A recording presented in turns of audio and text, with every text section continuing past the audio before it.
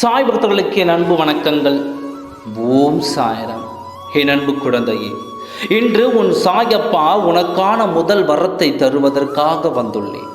நீ இன்று ஜெயிக்கத்தான் போகிறாய்.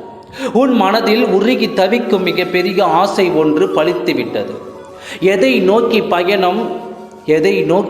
நீ சென்று கொண்டிருக்கின்றாயோ, உன் வாழ்க்கையில் இருந்து கொண்டு இருந்ததோ, அதில் முற்றிலுமாக முடிவு பெற்று இறுதி கட்டத்தை எட்டி கடைசியில் நீ வெற்றி என்ற மகுடத்தை சூடுவதற்காக வந்துள்ளாய்.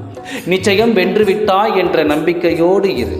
சில பேரோ நமக்கு பாரமாக இருக்கிறார்கள், சில பேரோ நமக்கு பலமாக இருக்கிறார்கள், இன்னும் சில பேரோ நமக்கு பகட்டக்காயாக இருந்து கொண்டு வருகிறார்கள். ஒருவரையும் இப்படி கடந்து வருவதுதான் வாழ்க்கையில் நியதியாக இருக்கிறது. அதற்காக அவர்கள் நம்மை ஏமாற்றி விட்டார்களே, இவர்கள் இப்படி நம்மை நினைத்து விட்டார்களே என்று அவர்கள் நமக்கு எவ்வளவு உதவியாக இருக்கிறார்கள் என்றெல்லாம் நினைத்து கொண்டு அந்த இடத்தில் இருந்து நகராமல் அப்படியே இருந்து விடாதே. நாம் எதை எப்படி எதிர்கொள்ள வேண்டுமோ ஏற்றுக்கொள்ள வேண்டுமோ அதை அப்படியே எதிர்கொள்வதற்குத்தான் நாம் ஒருவரையும் சந்தித்து கொண்டிருக்கின்றோம்.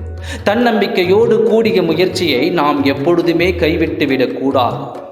ஒவ்வொரு நாளும் ஒவ்வொரு விஷயத்திலும் நமக்கு சிறந்த அனுபவங்களை சில விஷயங்கள் கற்றுக் கொடுத்து கொண்டே தான் இருக்கிறது. அதற்காக அப்படி ஆகிவிட்டது இப்படி ஆகிவிட்டது என்று உன்னையே அதில் மூழ்கடித்து தொலைத்து விடாதே. மனதில் இருக்கும் சுமைகளை நினைத்து கொண்டும் கவலைகளை நினைத்து கொண்டும் உன் வாழ்க்கையை இழந்து விடாதே. நடப்பது அங்கு நடக்கத்தான் செய்ய போகிறது.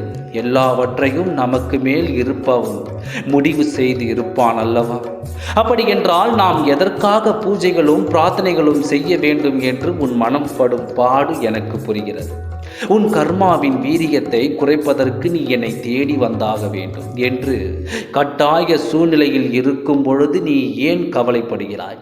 நம்பிக்கையோடு இந்த நாளை கடந்து வா. உனக்காகவே நான் இந்த வாக்கை கொண்டு வந்துள்ளேன். நிச்சயமாக நல்லது நடக்கப் போகிறது. நம்பிக்கையோடு இரு, நல்லதே நடக்கும். ஓம் சாய்ராம். நன்றி, வணக்கம்.